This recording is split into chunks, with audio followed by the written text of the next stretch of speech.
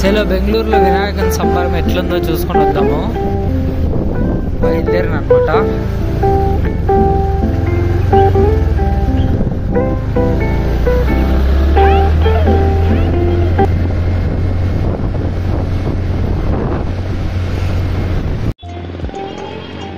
ఇది వచ్చేసి కల్కేరి mine road అనమాట.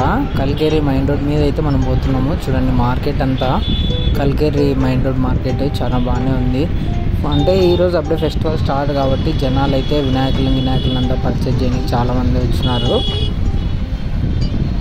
మార్కెట్ అయితే చాలా బాగా ఫుల్ బిజీగానే ఉందన్నమాట. కాయగూరలు ఊర్లంతా తీసుకుంటే వచ్చినారు జనాలు.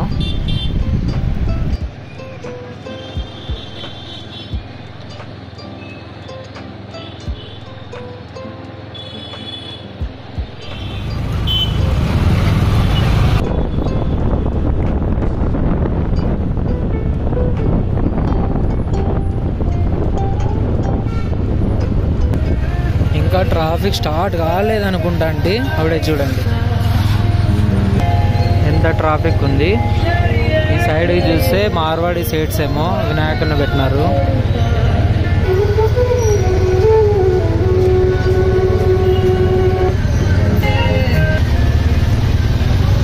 ఈ బెంగళూరులో ట్రాఫిక్లో పోవాలంటే మాత్రం భయంకరమైన టాస్క్.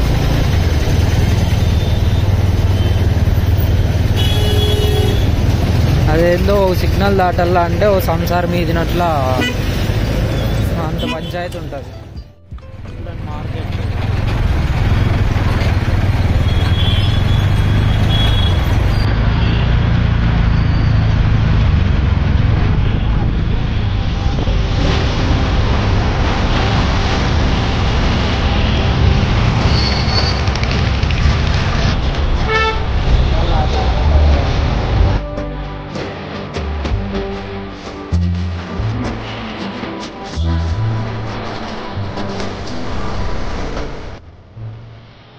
సో గాయస్, మనమైతే ఇప్పుడు బానస్వాడిలో ఉన్న వినాయక టెంపుల్కి అయితే వచ్చినాము.